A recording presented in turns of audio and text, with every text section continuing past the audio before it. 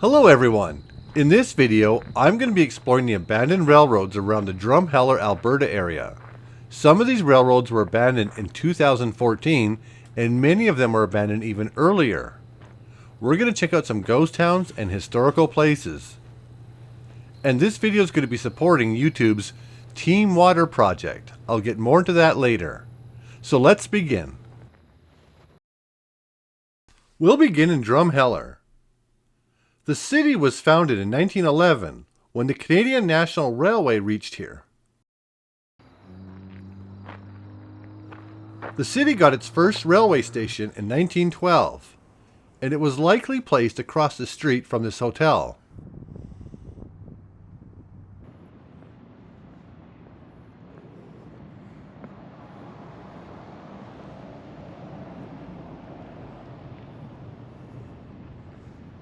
The rail line was pulled in 2014, and the city and the surrounding communities have converted it into a walking trail.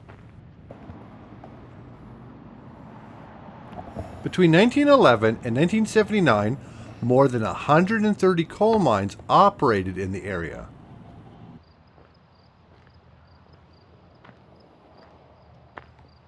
Passenger service lasted until 1981.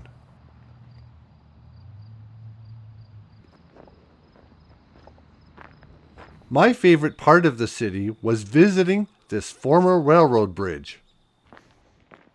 They've done a magnificent job converting this into pedestrian traffic.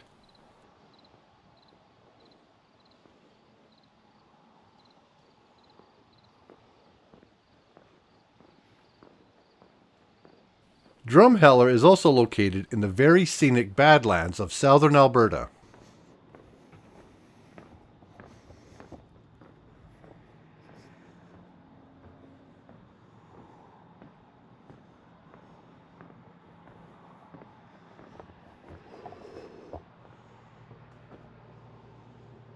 Once you go north of town, you can see the railroad bed in the hills.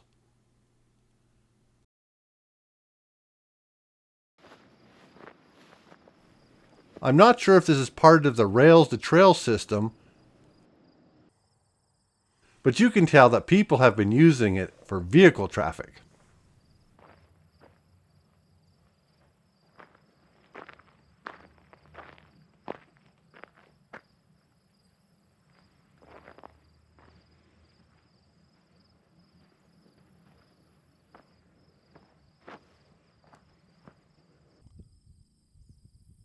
Now we're going to head north to our next stop.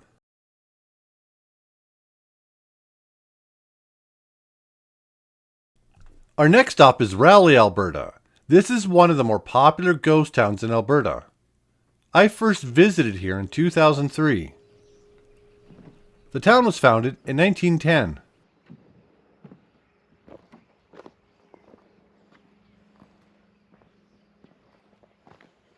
The line was completed from Vegreville to Calgary, passing through Drumheller.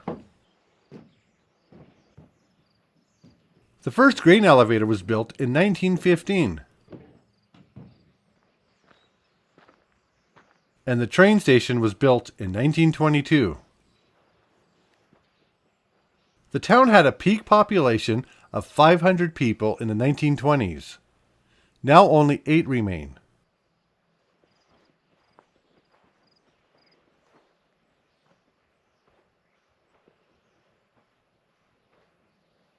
The rail line south of here to Drumheller was closed in 1989. In 1999, the last train came here.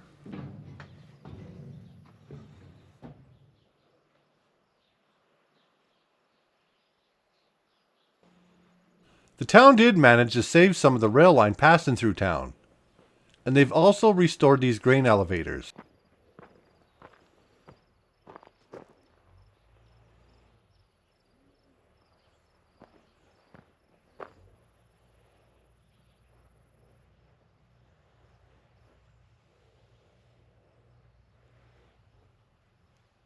This building is the former school.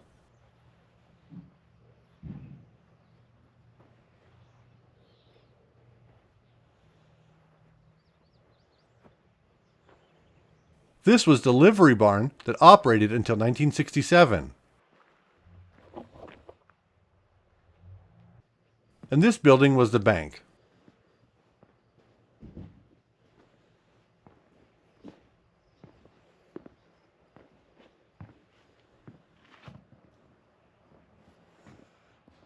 Look upstairs, you can see someone looking out the window.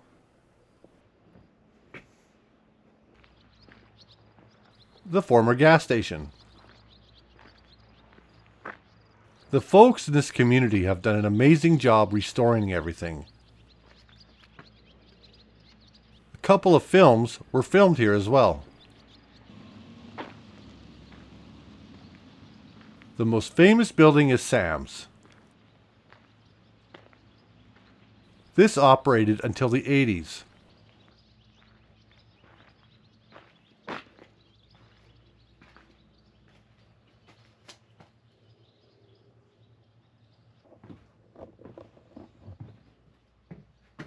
I wonder if Niagara Dry is what became Canada Dry ginger ale.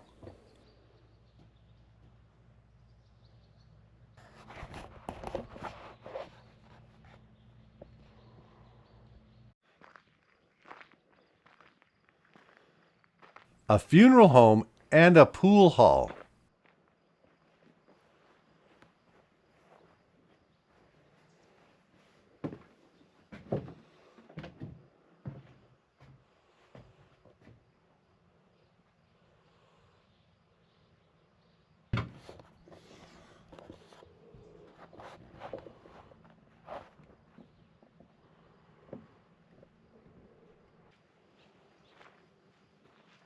I was here on a nice August day, and there was 3 other people visiting.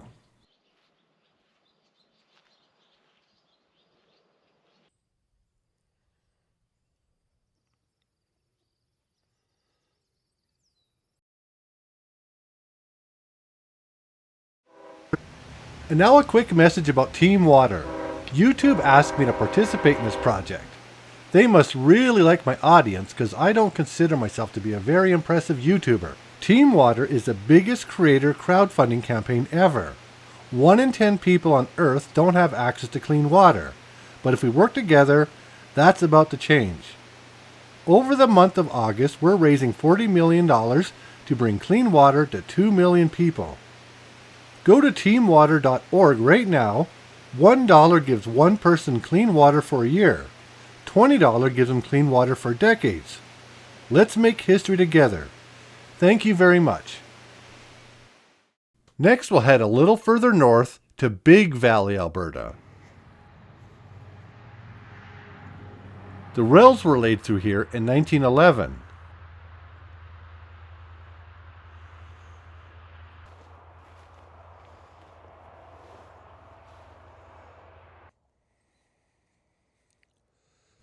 Technically, this rail line is still open from Stettler to Big Valley as a passenger service in the summertime. But the rail lines south of here have been completely abandoned.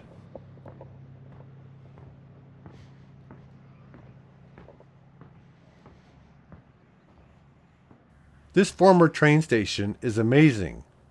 And look, the green light is still on.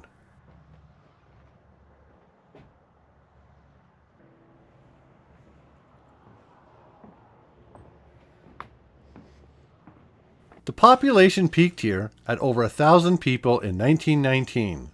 325 of them were employed by the railroad.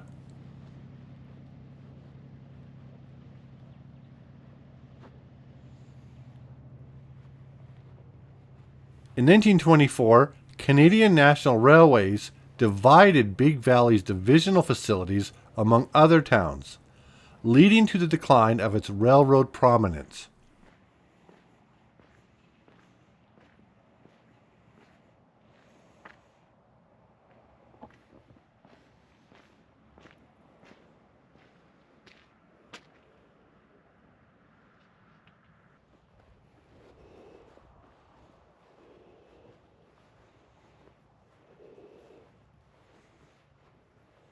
The town has done a great job preserving these buildings and turning it into a tourist attraction for railway enthusiasts.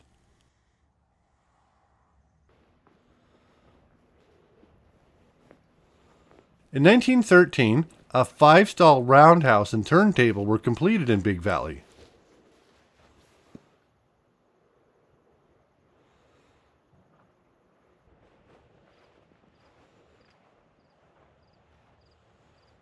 This is the turntable.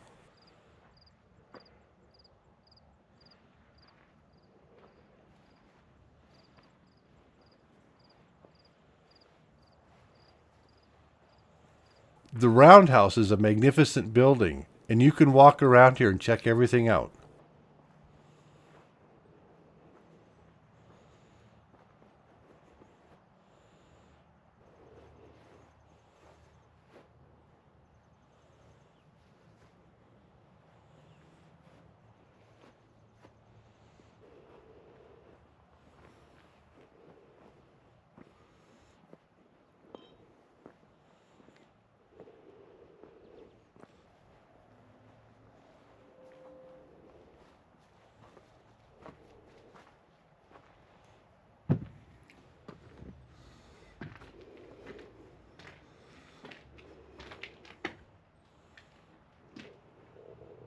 Big Valley is located about a 45-minute drive north of Drumheller.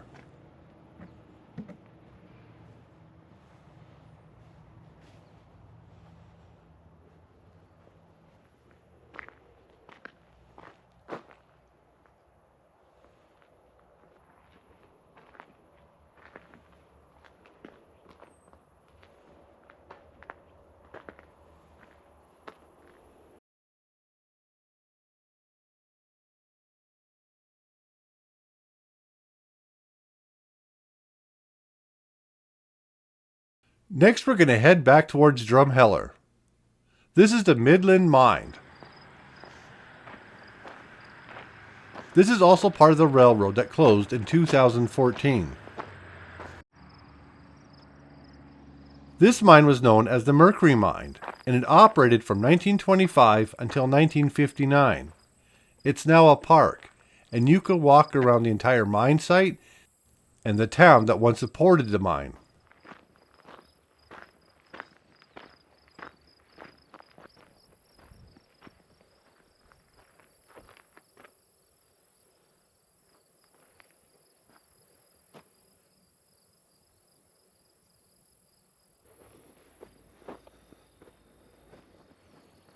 Most of the buildings are gone. You're just going to see a lot of foundations and stuff like this.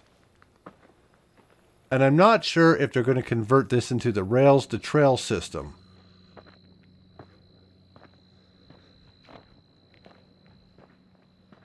But as of now, nothing has been done on the former grading for the railroad.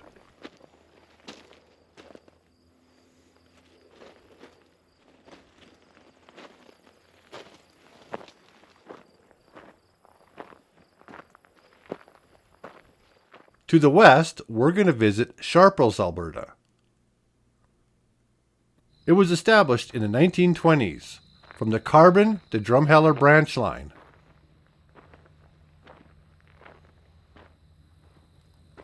The grain elevator was built in 1923.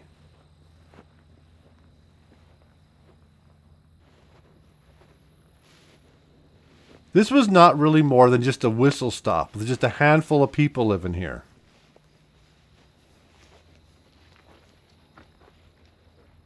Railroad service to Sharples ended in 1982 when CPR abandoned the branch line. The Alberta Wheat Pool elevator was demolished shortly after. And there has been talk that this grain elevator is facing demolition very soon.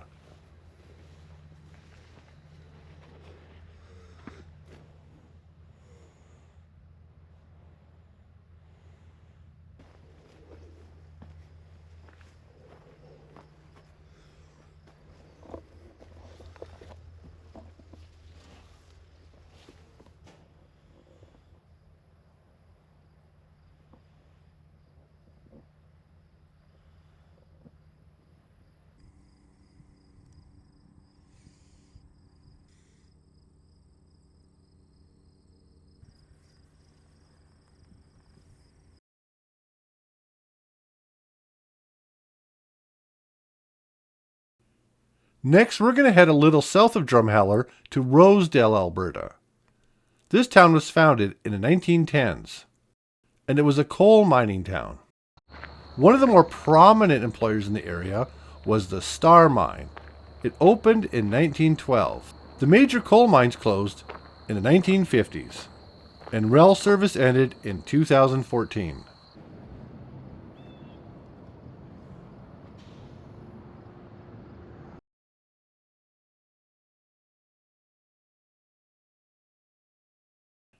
A little further south is East Coulee, Alberta. It too was a coal mining town. At its peak in the 1940s, a population exceeding 3,000 residents.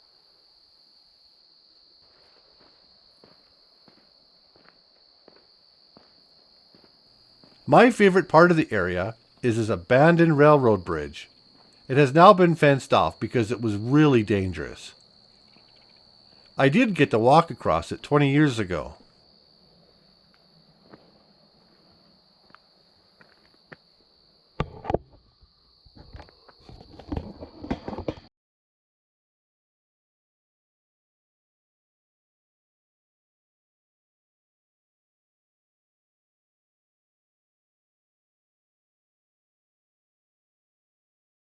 Right next to it is the Atlas Coal Mine.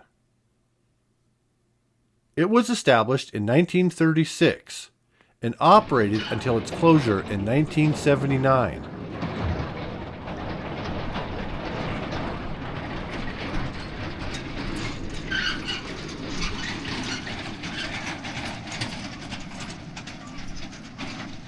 It has now been preserved and is now a tourist attraction.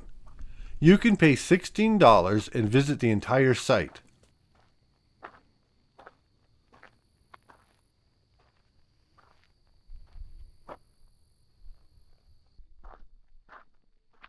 I wasn't able to find out when the rail line closed, but it likely ended in the 70s.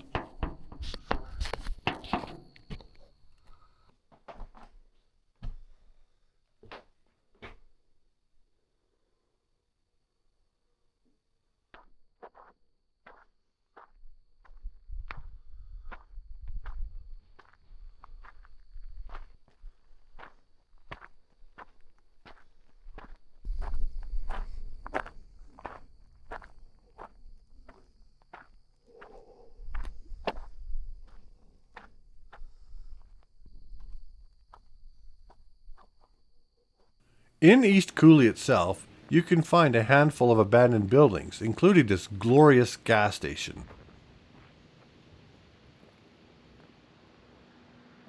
And right next door is the hotel. It's not in operation anymore.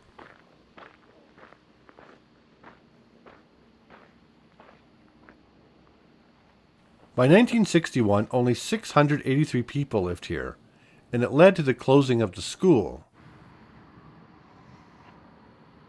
The school has now been converted into a museum, and the building is excellent. My favorite part about visiting here is the school bus in the yard.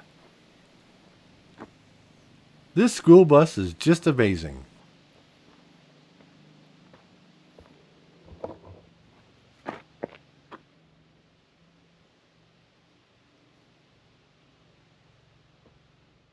We're going to head a little bit further south to the ghost town of Dorothy, Alberta. I first visited here in 2003 when there was only one person left living here. Now the population has increased to 10.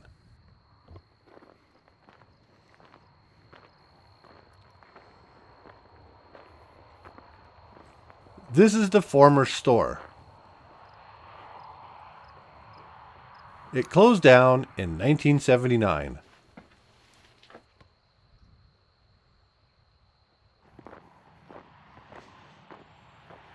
At its peak in the 30s, Dorothy had a population of around 100 people, and it had 3 grain elevators.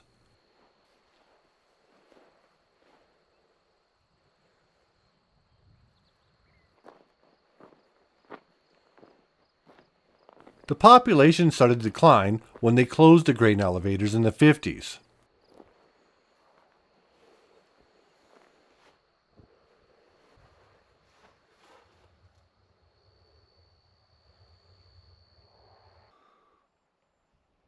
These two churches are pretty popular.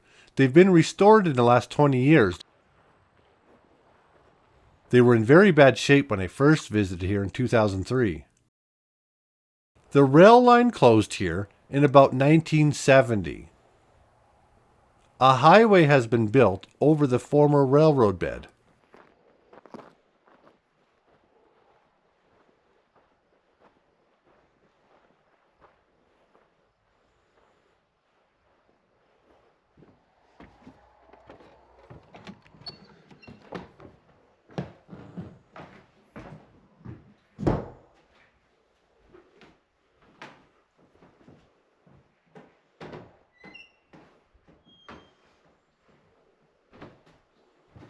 Service for these churches ended in the 60s.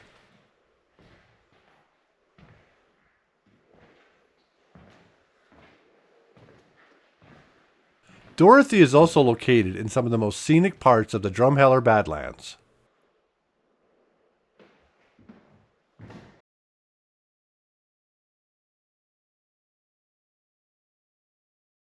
Now we're going to head west to Wayne, Alberta.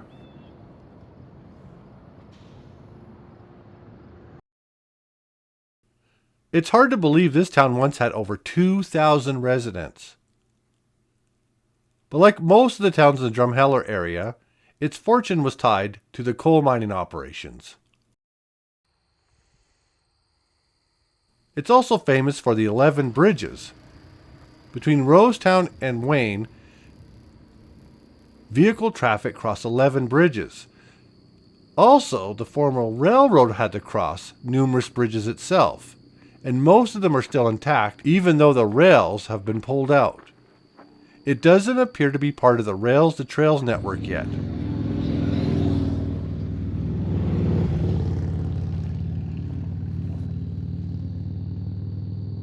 At one point this town became a ghost town, but now people have moved back.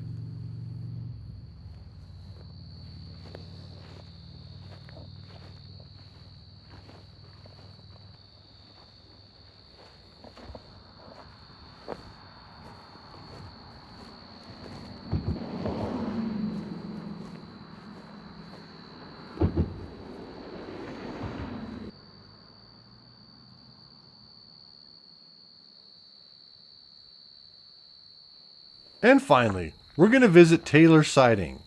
This was never really a town, and it's a little further west of Wayne.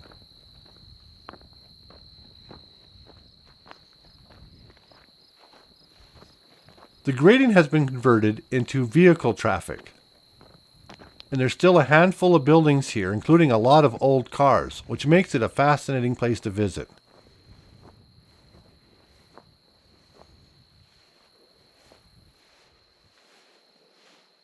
There's about 20 abandoned rail bridges in this area and around Wayne.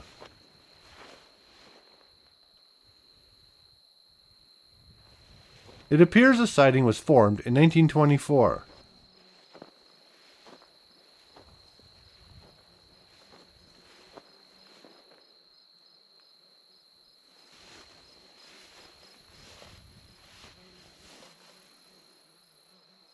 There doesn't seem to be any record of what these buildings were or why these cars were left here.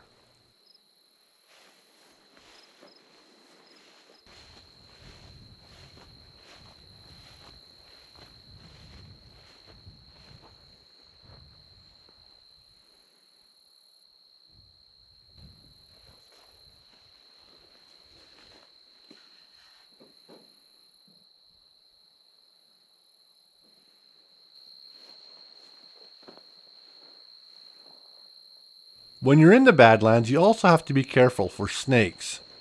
There are bull snakes and rattlesnakes in the area.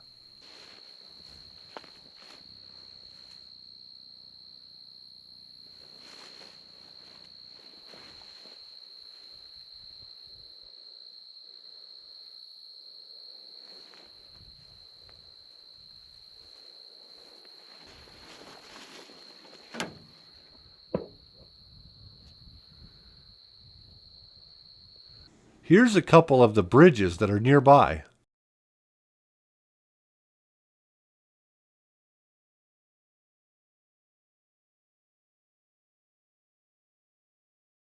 I really hope they convert this into a trail.